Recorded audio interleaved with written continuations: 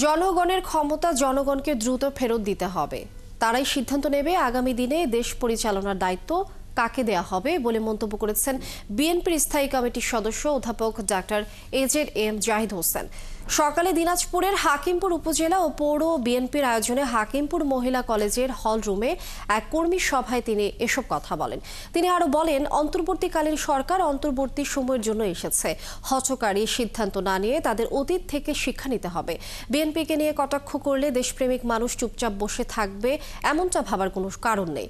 হাকিমপুর উপজেলা বিএনপি সভাপতি ফেরদৌস রহমানের সভাপতিত্বে কর্মী সভায় উপস্থিত ছিলেন বিএনপি ও এর অঙ্গ সংগঠনের নেতাকর্মীরা।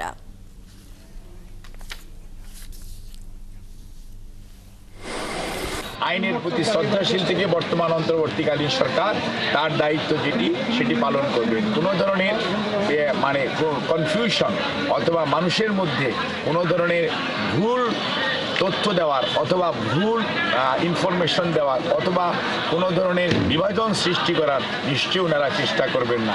আমার মনে হয় অপেক্ষা করেন, আপনারা দেখতে পাবেন।